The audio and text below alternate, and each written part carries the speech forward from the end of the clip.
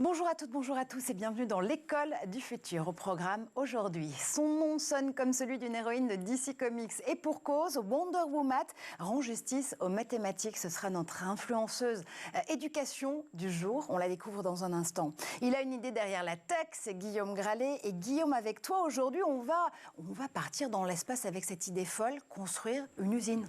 Ouais, c'est un peu difficile d'ailleurs parfois de revenir sur Terre, tellement tout ce qui se passe dans l'espace. Alors parfois ça pollue un peu trop, mais assez fabuleux. Surtout, il y a pas mal de recherches scientifiques, c'est ce qui m'a intéressé.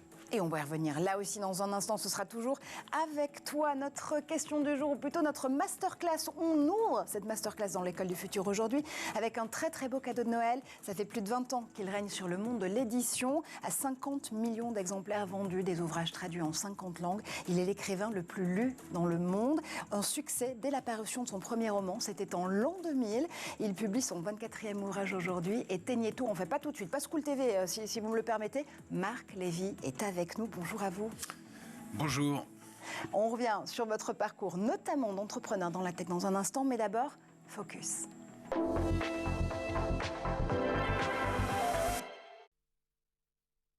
Estelle Collard, ça tombe bien, c'est son vrai nom, mais c'est sous celui de l'héroïne Wonder Woman qu'elle opère sur TikTok. Une prof justicière qui ravit ses 400 000 abonnés. Son portrait tout de suite, signé Xavier Terrade. Il faut absolument que je partage quelque chose avec vous. J'étais en train de corriger des interrogations de cours, et là je vois deux pépites. Numéro 1, c'est la réponse que les autres ont mis, donc pas besoin de le dire. Numéro 2, il s'appelle ainsi car c'est écrit dans la leçon. J'hésite à leur mettre des points bonus pour le culot, vous en pensez quoi ? Sur les réseaux sociaux, Estelle Collard se moque un peu de ses élèves, mais elle les aide surtout beaucoup. Au moment du confinement, la jeune professeure de mathématiques d'un collège de Meurthe-et-Moselle a d'abord créé sa chaîne YouTube, baptisée Charismatique, avant de se lancer sur TikTok sous le nom Wonder Woman, un compte où elle n'hésite pas à revenir à zéro. Tu savais que calculer venait du latin calculi qui signifie caillou, parce que au départ on comptait avec des cailloux.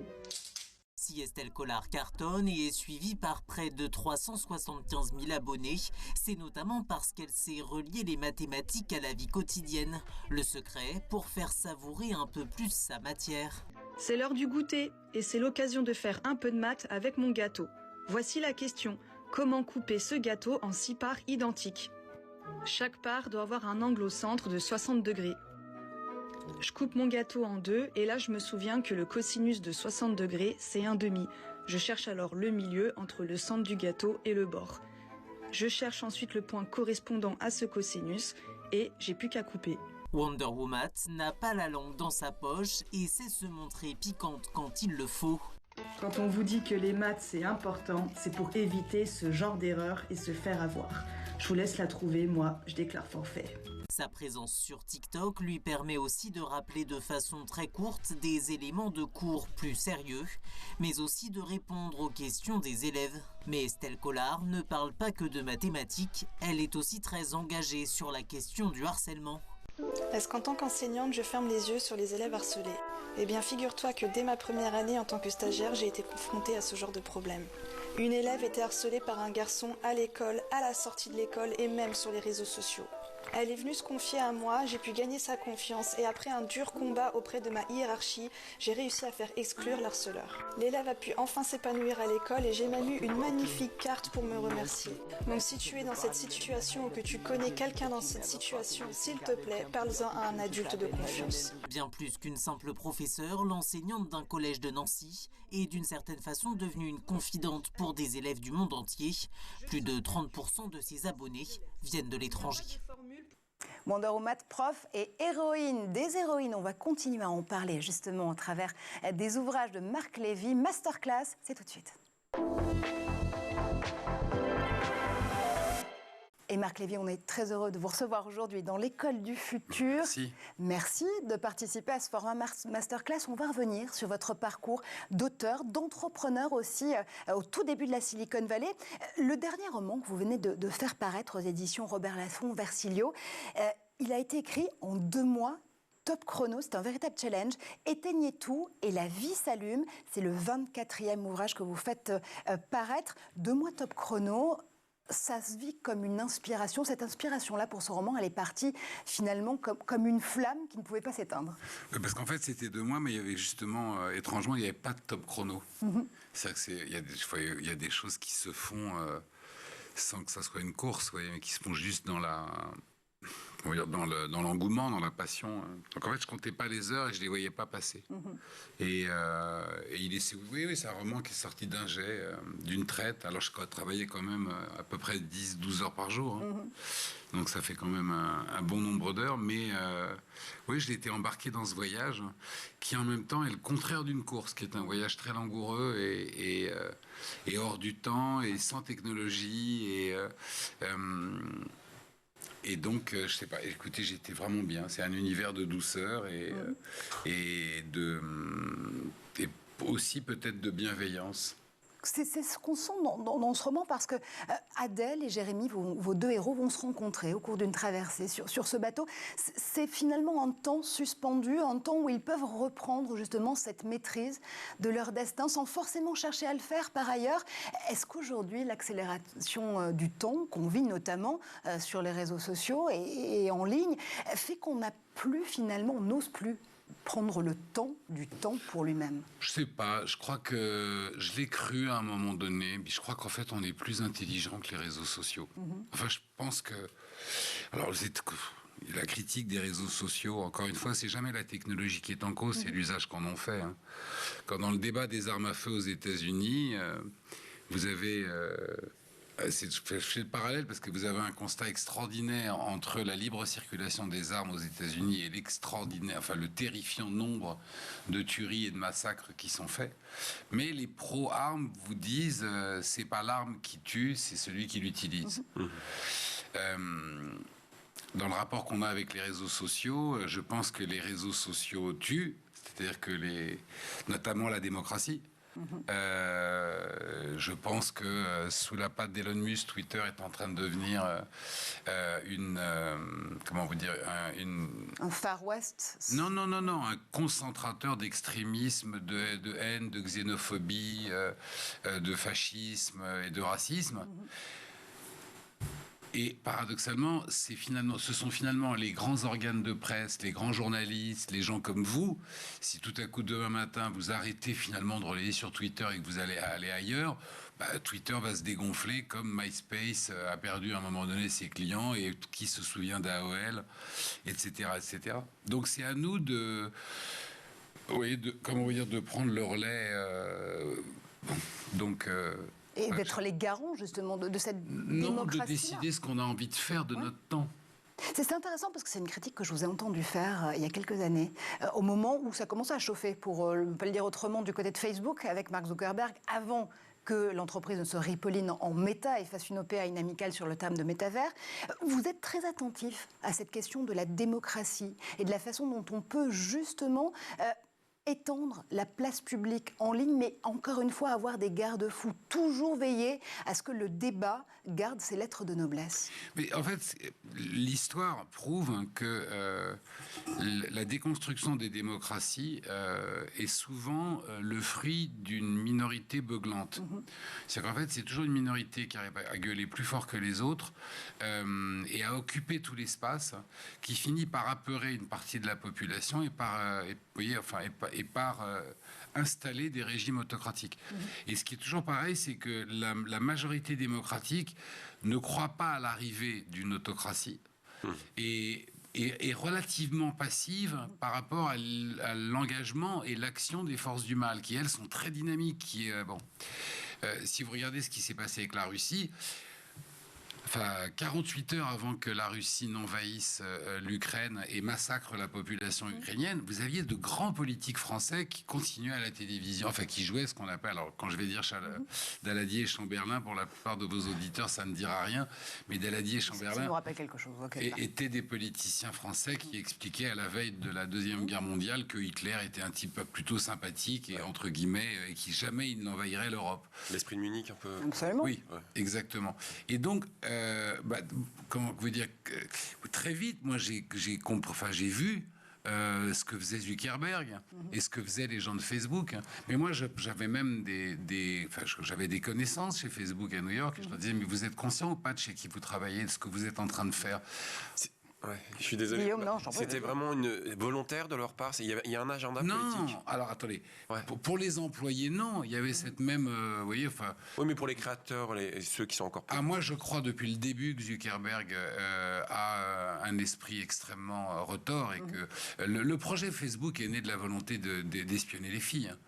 Vous voyez, donc moi je pense que c'est un névrosé dangereux. Il y a un dessin politique de la tech. Bien sûr tout est politique. Ça, c'est une des grandes hypocrisies de ce monde. C'est quand vous dites, le sport est politique aujourd'hui. Vous faites pas des Jeux, vous voyez.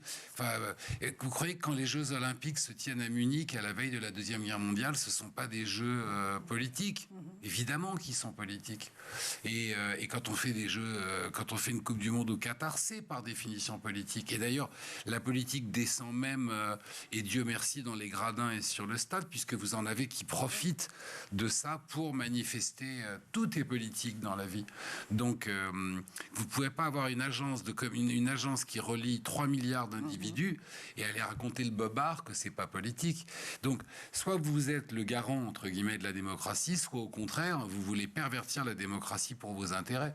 Mais Facebook est une entreprise particulièrement toxique et corrompue, et le scandale de Cambridge Analytica, à mes yeux, est un scandale qui aurait dû envoyer et Zuckerberg et Sandberg et une grande partie du conseil d'administration de Facebook derrière les barreaux, en prison, parce que ce sont des actes criminels qui sont plus graves que de piquer un sac dans le métro. Vous voyez, voilà des individus qui ont activement collaboré pour s'enrichir à la déconstruction de l'Europe et à des élections, entre guillemets, qui sont des élections truquées intellectuellement. Donc c'est vachement grave. Vous avez aussi une vision extrêmement acérée des sociétés américaines et françaises, parce que vous avez une vie franco-américaine tout simplement. Mais là aussi, ce qui est intéressant avec vous, c'est de voir le poste d'observation que vous pouvez du coup avoir sur ces sujets, parce qu'il y a aussi une vie de tech chez Marc Lévy. Vous avez été entrepreneur dans la Silicon Valley dans les années 80. Aujourd'hui, vous vivez justement dans cette société américaine qui commence à être de plus en plus acerbe, elle aussi, avec ces entreprises qui sont nées dans la Silicon Valley, les GAFAM pour ne pas les citer. Le fait que la régulation européenne et que l'Europe ait finalement lancé cette tendance de la régulation, qu'elle fasse école outre-Atlantique, qu'aujourd'hui ce soit dans l'endroit même où ces plateformes sont nées, que finalement les façons de sévir s'annoncent peut-être les plus férus. On a envie de monter au front justement contre les plateformes. C'est finalement un juste retour des choses. C'est un peu la tech qui fait son Oedipe ou plutôt la régulation qui fait son Oedipe par rapport à la tech? Il y a beaucoup de choses dans ce que vous venez de dire. D'abord, la conscience démocratique, elle est aussi le fruit d'une culture et d'un héritage. Il est beaucoup plus facile aujourd'hui pour Poutine d'asservir le peuple russe qui vit en dictature depuis les tsars, ou pour le gouvernement chinois d'imposer un régime autoritaire à un peuple qui a toujours été sous la coupe d'un régime autoritaire, que de l'imposer à des Français gaulois qui sont d'esprit rebelle, qui ont fait la révolution en 1789 et donc qui ont un sens, une culture de la démocratie. Pourquoi est-ce que finalement, en dépit de l'extraordinaire et redoutable coup d'État qui s'est produit aux États-Unis, les institutions américaines qui avaient été très très affaibli par le gouvernement de Trump, le fait de remplacer les juges, parce que c'est toujours la même mécanique pour ceux qui s'intéressent à la façon dont meurent les démocraties.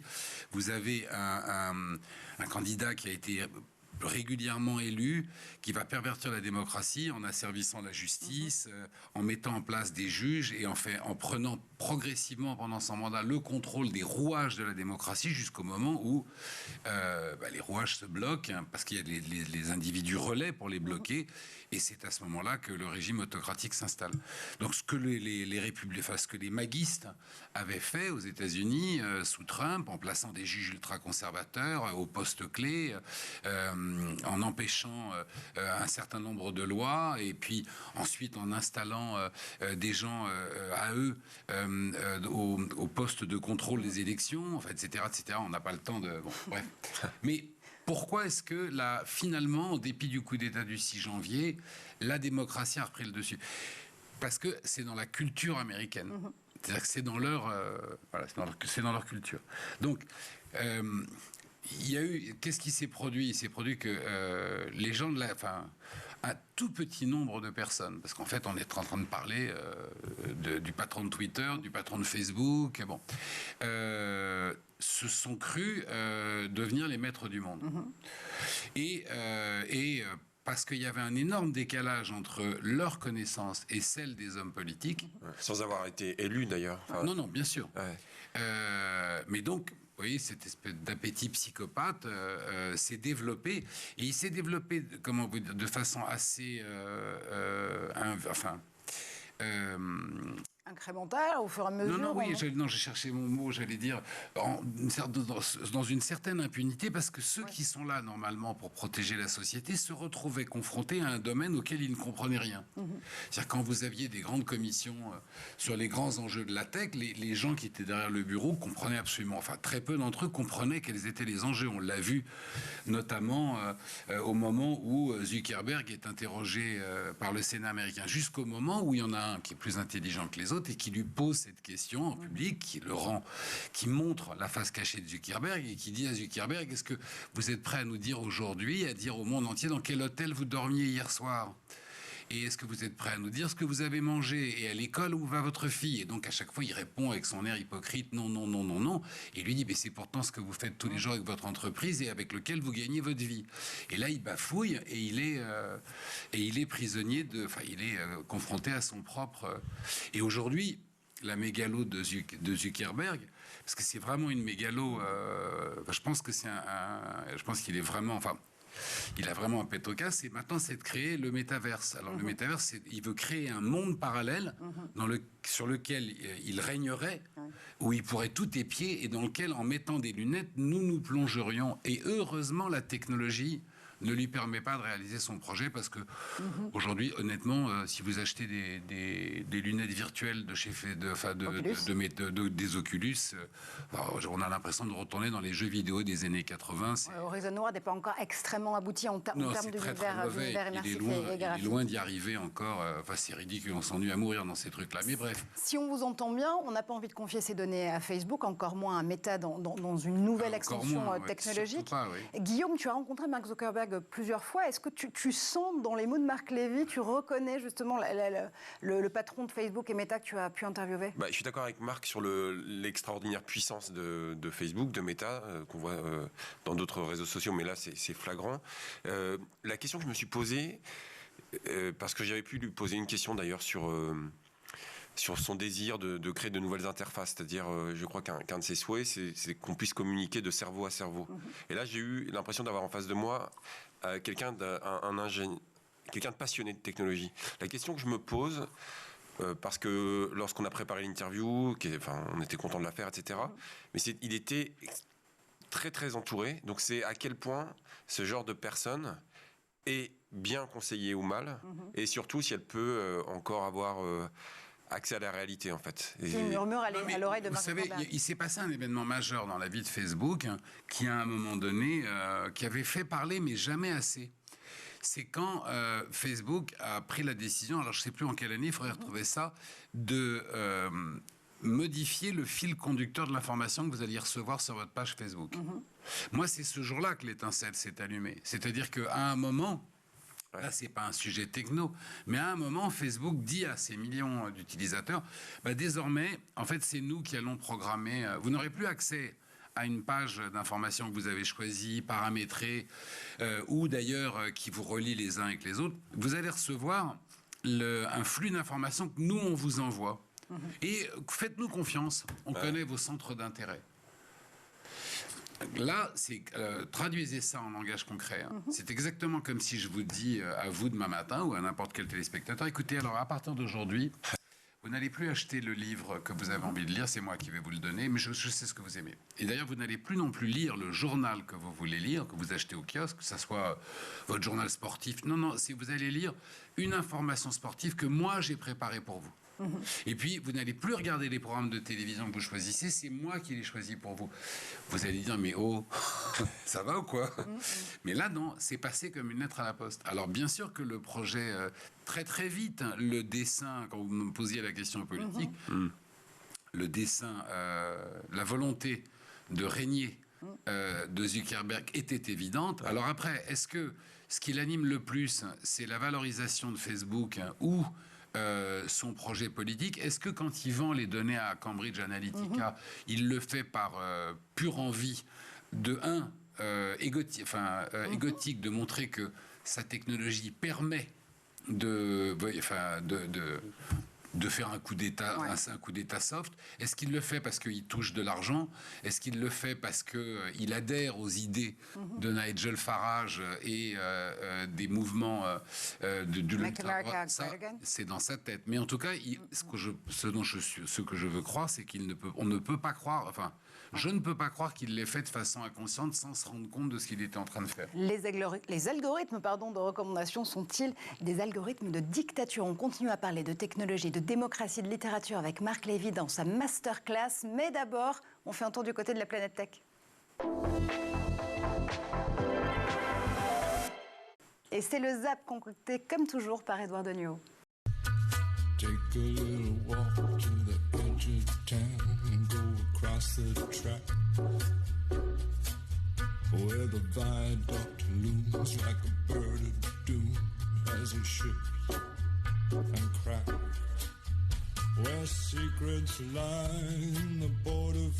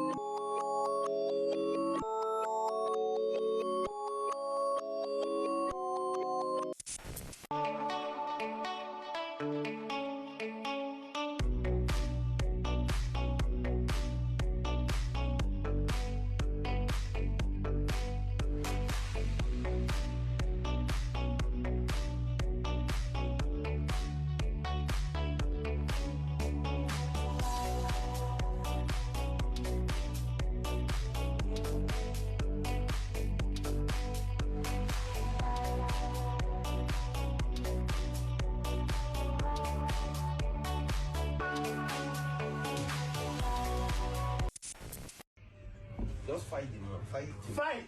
Yes. Fight this man.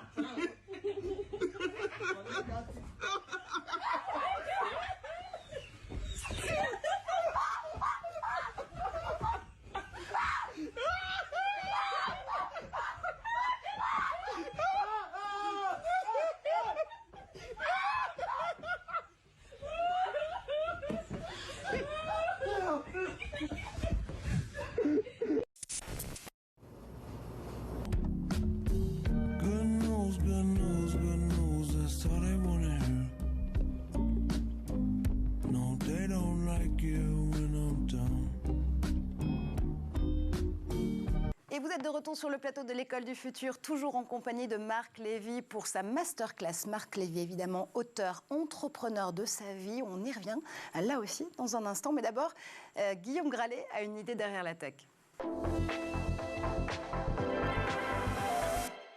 Et Guillaume, avec toi aujourd'hui, on part dans l'espace pour ouvrir peut-être une usine du futur. Oui, en fait, c'est un projet que j'ai trouvé assez rigolo, amusant et assez stimulant en réalité, qu'on doit à un Français qui s'appelle Nicolas Gaume, qui a la cinquantaine aujourd'hui, mais qui a déjà eu énormément de vie dans les jeux vidéo notamment et dans Internet. Il a créé pas mal de choses avec plus ou moins de succès, mais globalement, c'est quelqu'un de très passionné et on a envie de le suivre. En fait, il a imaginé un vaisseau d'à peu près 4,5 mètres de long, qui pourrait faire une vingtaine de missions à 350 km de la Terre et à chaque fois revenir. Et ce vaisseau, on le voit à l'écran, il s'appelle Rêve 1. Il porte bien son nom, dis donc. Voilà, pour revenir également, pas uniquement parce qu'il nous fait rêver. Et l'idée, avec sa start-up Space Cargo Unlimited, c'est de s'allier avec un franco-italien, c'est un projet européen, Thales Alenia Space, pour mettre au point ce qui veut être une usine flottante. Et qu'est-ce qu'on va voir avoir? Enfin, qu'est-ce qu'on va pouvoir produire tout simplement dans cette usine? En fait, il explique, à part des rêves. Voilà, il explique, Nicolas, qu'il y a plusieurs choses dans l'espace. C'est notamment l'absence de gravité, ou en tout cas une micro-gravité. Également une absence de poussière. Il explique qu'on est un peu comme dans une salle blanche. Et il dit, bien sûr, on va pas tout révolutionner. Peut-être que ça portera pas beaucoup de fruits, mais il explique pour s'être entretenu avec certains professionnels de la fibre optique, notamment de la cosmétique, de la pharmacie, eh bien qu'on va pouvoir travailler sur de nouveaux métaux. Alors, je vais demander de me donner un exemple. Il explique par exemple qu'on pourrait avoir d'une fibre optique à base de verre fluoré. Voilà, je trouve ça assez fascinant. En tout cas, ça donne envie, on a envie de l'accompagner dans cette aventure. Et l'important aussi, c'est les technologies qui sont utilisées pour Rêve 1, pour cette navette, puisque c'est une navette autonome. Oui, en fait, il explique, il dit, j'adore Thomas Pesquet. Thomas Pesquet fait énormément d'expériences scientifiques lorsqu'il est dans la Station Spatiale Internationale. Il va falloir qu'il adore Sophie Adno aussi. Voilà, exactement, qui est une fille super. Mais il explique que la présence d'humains dans les missions habitées, par définition, eh bien, ça peut un tout petit peu perturber les expériences scientifiques. Il explique, lui, que cette navette autonome permettra d'aller plus loin dans les recherches. Mais c'est aussi l'espace, vous le savez Marc, un magnifique théâtre de bataille géopolitique et industrielle et de souveraineté pour l'Europe. Oui, c'est ça que j'ai trouvé assez sympa. On sait que les Américains sont extrêmement en avance, qu'ils investissent énormément, que les Chinois aussi, on a un peu la même rivalité qu'on a en ce moment entre les États-Unis et la Chine, qu'on l'a eu par le passé entre les États-Unis et l'Union soviétique, avec ce fameux moment Spoutnik qui a poussé les Américains à aller encore plus davantage en avant. Ici, on voit vraiment une collaboration internationale et européenne, avec l'ESA, notamment l'Agence spatiale européenne, qui suit ce projet, avec le CNES également, et une agence italienne également. Alors, connaissant Nicolas Gaume, je ne peux penser qu'il, justement, ne prévoit pas l'impact écologique de sa future mission. Oui, c'est ça, c'est intéressant. On voit de plus en plus se soulever, on voit que les réseaux sociaux qu'on a souvent glorifiés, on voit le retour de bâton. Voilà, exactement. En tout cas, on voit à quel point ça peut être très puissant, et on voit quand même naître aujourd'hui un peu un space bashing, c'est-à-dire qu'on voit l'impact écologique des lancements dans l'espace. Alors lui, il dit, j'en ai conscience, bien sûr, il faut faire des progrès sur le coût écologique des lancements, mais il revient sur cette expérience qu'il a menée il y a 3 ans, c'est-à-dire faire vivre une centaine de jours des sarments de vigne sur la Station Spatiale Internationale. Il les a fait revenir, et il explique que cette absence de gravité va lui permettre, c'est notamment le cas sur des sarments de vigne de Merlot, peut-être d'expérimenter l'impact du stress climatique, de faire des recherches. En tout cas, il est passionné de science, et c'est ça qui est assez rafraîchissant. La science, la tech, l'espace, on sait que ce sont des questions qui vous animent, Marc. Est-ce qu'on pourrait avoir, peut-être en éteignant tout et la vie s'allume bientôt vis-à-vis de la conquête spatiale, est-ce que ça pourrait être un terrain de jeu pour l'auteur que vous êtes? C'est compliqué, c'est très difficile d'écrire une histoire qui se passe dans l'espace. C'est d'ailleurs pour ça qu'il y a assez peu de littérature en la matière, parce qu'en fait ce sont des huis clos, toujours.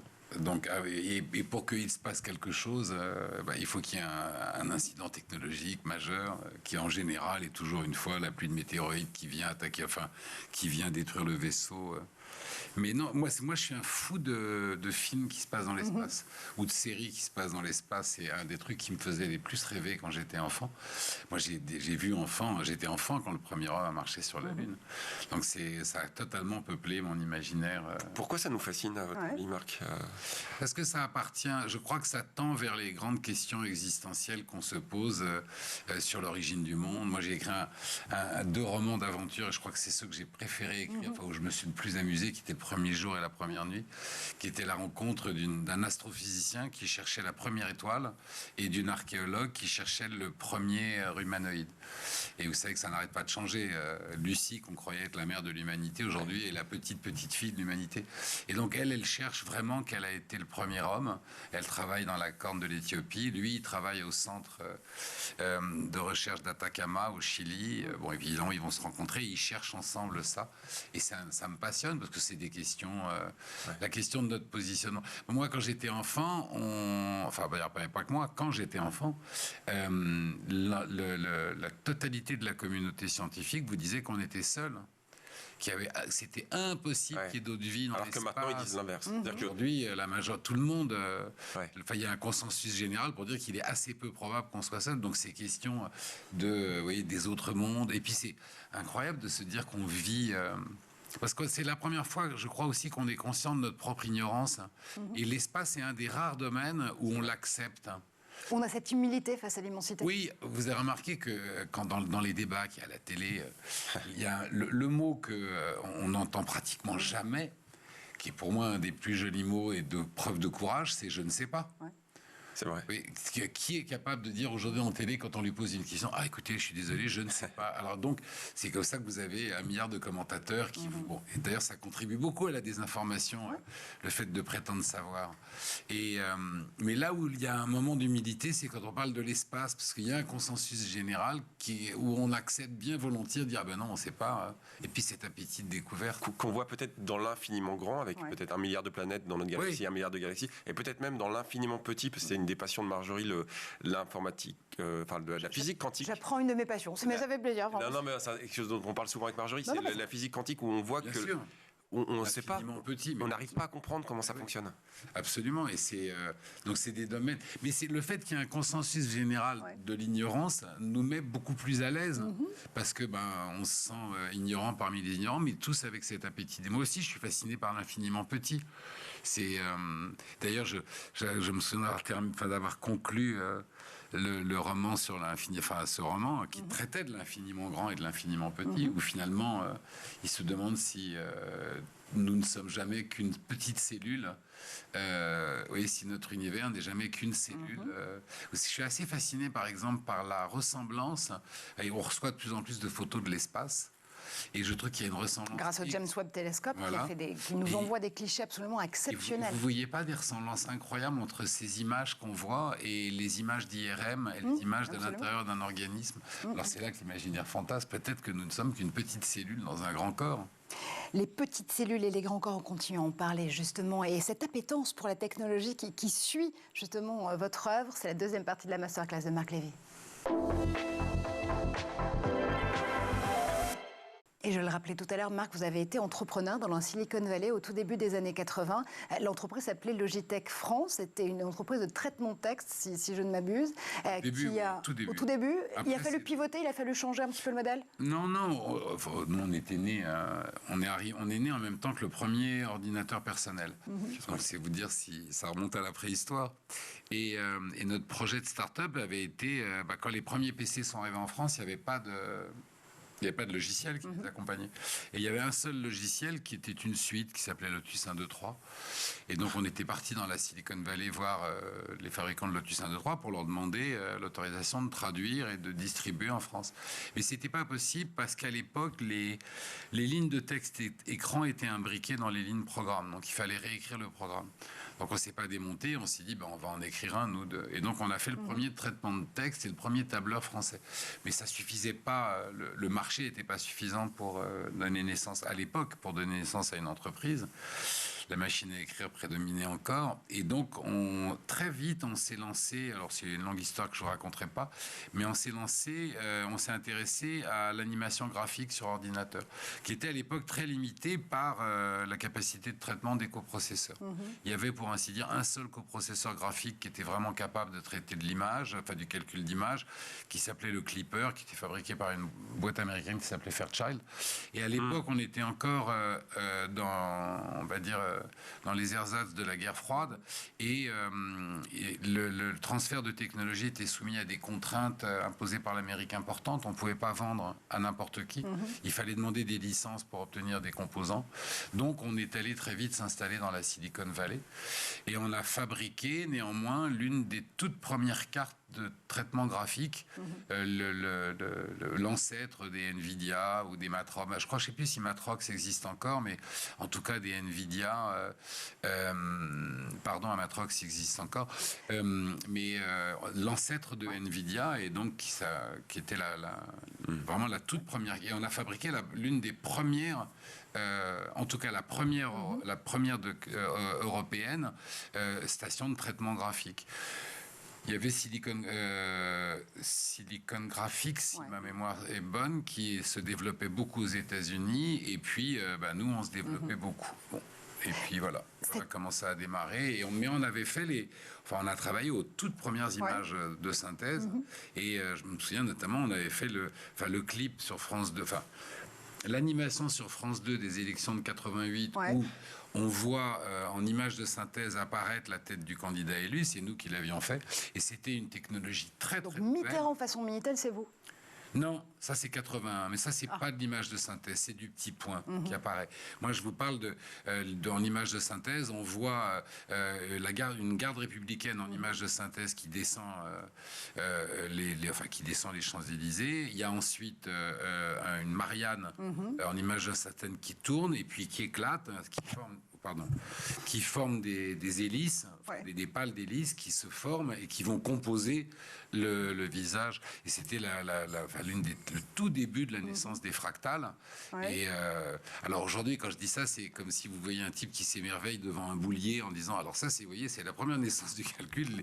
Les techs d'aujourd'hui regardent ça en se marrant, mais c'était l'époque pionnière et c'était passionnant. Mais c'est ce qui est aussi intéressant, c'est-à-dire qu'on a l'impression aussi, et je reviens sur le dessin politique de la tech, mais d'être sorti d'une époque où on innovait pour le plaisir et le défi de l'innovation, quasiment scientifique, à une époque où on reprend le pouvoir sur la tech parce qu'on sait qu'on en est à la fois producteur, usagers, mais aussi citoyens et citoyennes. C'est ce qui vous anime aujourd'hui. Aussi parce qu'il y a eu une question de... Je pense qu'il y a eu une ignorance, des consciences ignorantes. C'est très étonnant. C'est-à-dire que, vous voyez, quand on est à l'époque où je travaillais dans la Silicon Valley, d'abord c'est vraiment un désert. Il y a San José d'un côté, il y a San Francisco de l'autre. Au milieu, il y a Milpitas. Bon, pour ceux qui sont trop jeunes, tout est né en fait.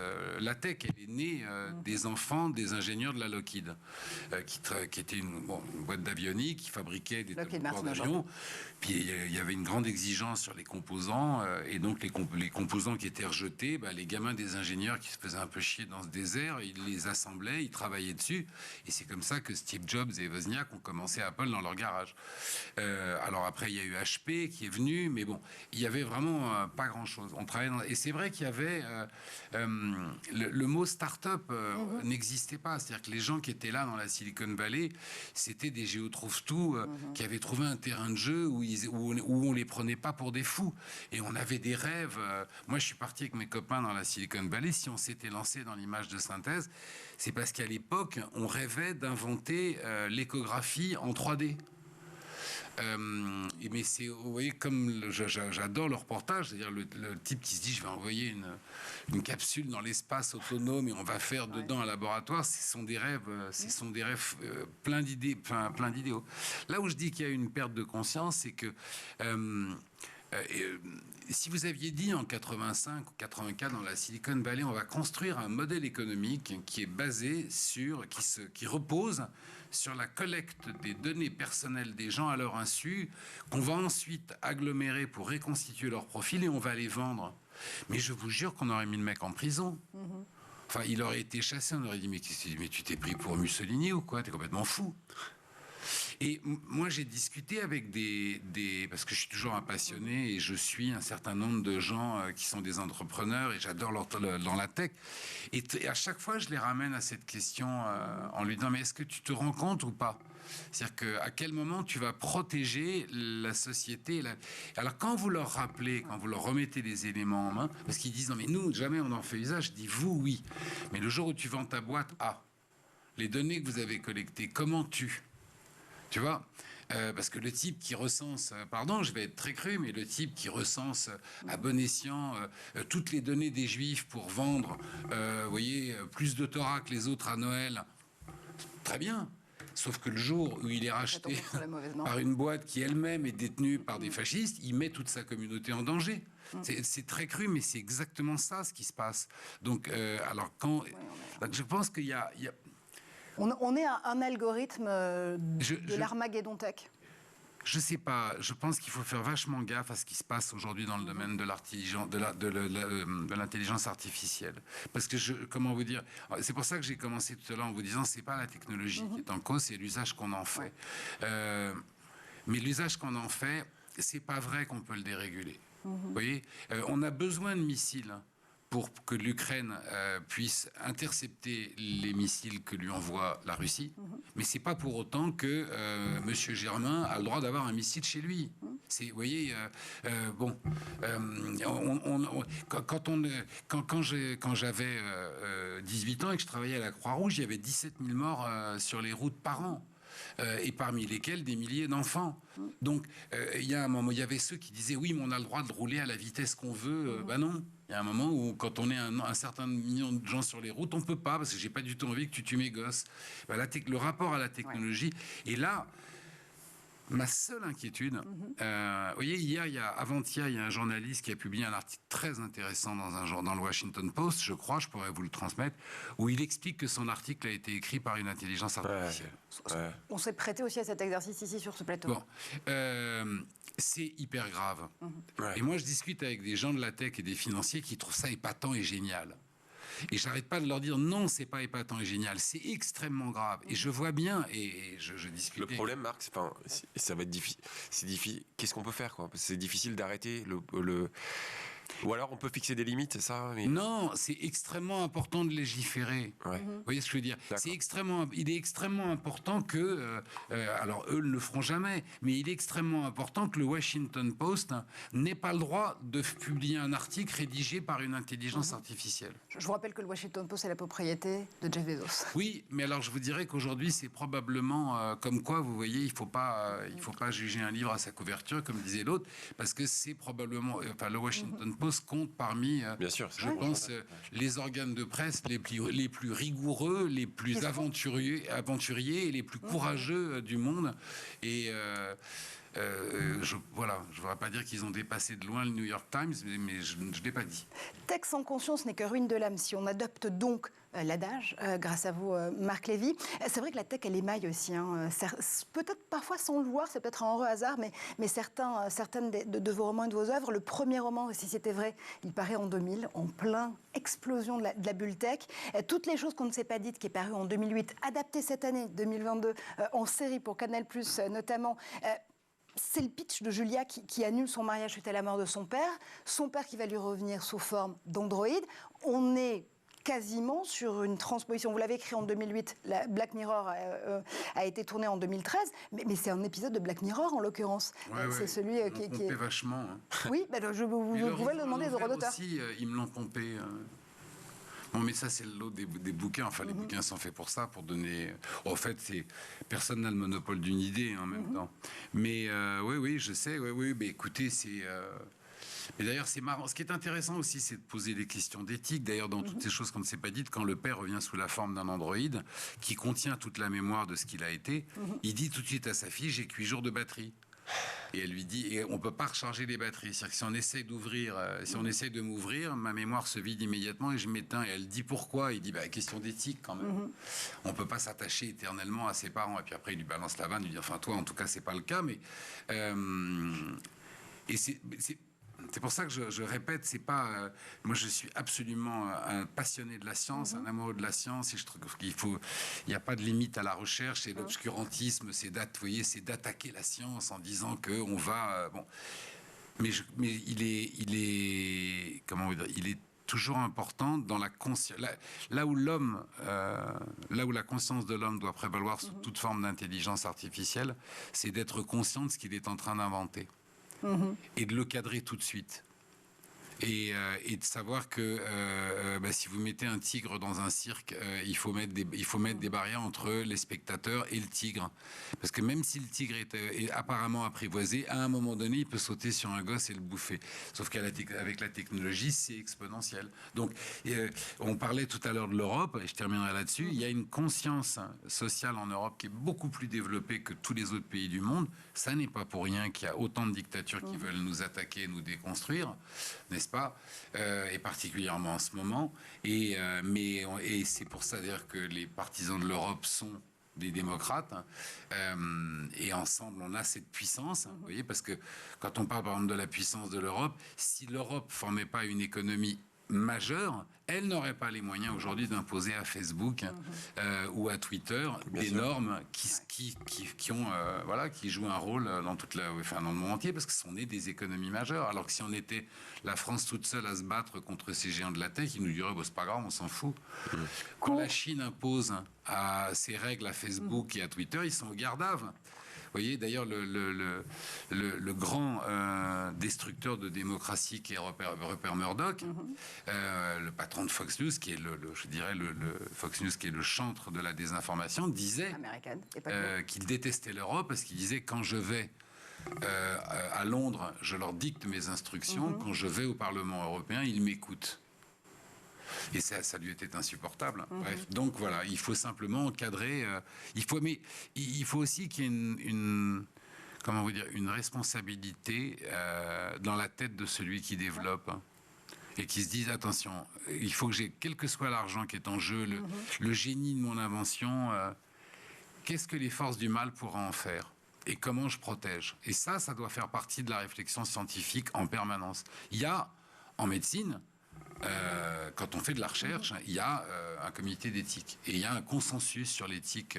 Je ne vois pas comment la tech peut évoluer sans qu'on crée ces mêmes instances de comité d'éthique. Les plateformes qui se sont dotées de comités d'éthique, mais qui parfois sont un peu moins bien respectées, confère Frances Haugen, pour peine la nommer sur ce plateau. Masterclass qui a pris une tournure extrêmement politique, tech. Je suis désolé. Merci. Mais non, mais au contraire, c'était votre masterclass, Marc Lévy. Merci de l'avoir partagé avec nous ici sur le plateau de l'École du Futur. Marc Lévy, intelligence émotionnelle. Merci d'avoir été avec nous encore une fois sur ce plateau. Guillaume, merci comme toujours pour tes idées derrière la tech éthique. On va rajouter désormais ce mot-là dans l'École du Futur et nous on se retrouve dès la rentrée, première semaine de janvier, pour passer en revue nos grandes tendances qui feront ou pas 2023.